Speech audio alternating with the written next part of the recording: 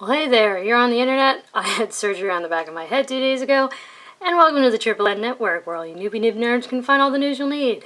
Let's look at an ink today, shall we? Now, today's ink I had in cartridge form, and it's one of the Pilot cartridges, and all the little disc inserts reveal the color. And no, this is not a purple black, it's actually a blue black. As you can see, it's quite dark. And despite the fact that I usually come down on blue blacks that are so dark they might as well be black, and despite it not having great performance, I found myself actually really liking this ink. You ever like something and you can't really explain why? Yeah, so here we go. The two pens I used were this Parker Vector with a fine nib. And actually these vectors, I don't know if you'll be able to see, but so first of all, it's a very tiny nib, and the nib slit is actually very small, so they tend to be quite dry writing. And also my Pilot Vanishing Point with a broad nib. You'll have to trust me on that since the broad designation is inside the pen mechanism. Now, I forgot to do comparison swabs, so I apologize for that, but I did do chromatography. Now here's how you're supposed to do the chromatography, where the initial drop of ink was. You can see it's very dark, a lot of it got pushed up, and then there's this bright, vibrant blue up at the top, which is kind of interesting. And then here's where I let it dry, which is not how you're supposed to do it, but as you can see the dot is much darker, and the blue at the top is not quite as separated, but yeah, so there you go. Paper test, top down in density, Clairefontaine, 90 grams per square meter. Yep.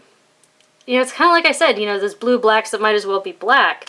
I usually don't like them, but this one, I don't know, something about it I actually kind of liked. You do get some shading. Now, the blue in this blue black is very subtle. It's not terribly obvious, but I don't know, something about it I kind of liked. Now, the fine vector took 11 seconds to dry. The broad Vanishing Point took 19. Which for such hydrophobic paper is not a shock, but still. Sorry, I was intubated, did terrible things to my throat. I will be coughing throughout this. My apologies in advance. Now, the flow was kind of wet in both pens. So this one was, you know, where it's generally kind of dry. It was actually pretty alright, I was going. Now, this one, you know, it's a broad, so naturally there would be more ink coming out of it because it's a broader nib. But yeah, so it was actually kind of wet, as you might be able to tell. Now, yeah, there was some trouble. You might be able to see this right along the edge. There's near bleed through with the broad, but again, this is the edge of the page, so something to be cautious of. And those are also areas where there's, yeah, I guess you could call it feathering. It's worrisome. You see the T? Yeah, so that's weird. I didn't see that often, but I did see it in the test, so I thought I'd leave it in and point it out. There's no echo, and throughout most of it there's no bleed, no feather, no spread, but still something to be aware of. Now, the water test was kind of interesting. You do get that sort of dark gray like we saw in the chromatography, with that light blue washing off. However, a good bit of it does wash off, especially in the fine where not as much ink is put down. So, now, next up is Rhodia, where the Rodya I was using was behaving quite badly. So I thought I started to think, maybe this is one of those pieces from the bottom of the stack that doesn't behave very well. So I got a different piece, and this one behaved very well, the way you would expect it to. As you can see, there's no bleed, no feather, no spread, no echo, no sheen. All very good in that regard. The fine took 11 seconds to dry, the broad took 18. You still get some shading. It is quite dark. And yeah, again, you get that very dark stuff at the center and the light blue washes away. But yeah, it's not as water resistant as I had hoped in that regard. But next up is Tomoe River, which does tend to bring out shading quite well. Now the fine took 16 seconds, the broad took 26, but the broad has something going for it that quite surprised me. You see that? You see that sheen all through the scrubby? And you get a little bit of it in the fine scrubby, but here you get it in the words on the broad. Yeah, you get sheen. I I honestly, a lot of these Pilot cartridges have been, well, honestly, they haven't been doing too well. They've been kind of aggressive, and so I was surprised to see sheen, but it's actually kind of beautiful because that's, you know, it's where it's darkest. So you get sort of this blue-black, but then it goes into this dark, might as well be black, but then when you catch the light, you get gold, you get red. It's quite beautiful. But yeah, since this ink is very dark, and since it is flowing a little wet, and this is extremely thin paper, you are going to have some echo problems. If you're sensitive to it, this is probably not an ink for you. It does not bleed through, it does not show through in that regard. It's not soaking in and nearly coming out the back. It's just that the paper is so thin. But yeah, so very well behaved here. However, Tomoe River loves to let ink just slide away when you add more water. And that is kind of the case here, particularly with the fine, which puts down much less ink. So a lot of it washed away. However, the broad, which put down more ink, was a bit harder to wash away. You can tell which dots were the broad and which lines were the broad. Now, next up is the world's worst copier paper, where I only use the vector except to write the name. It dried almost instantly, or I guess I should say it soaked into the paper almost instantly, so I went like that, nothing moved.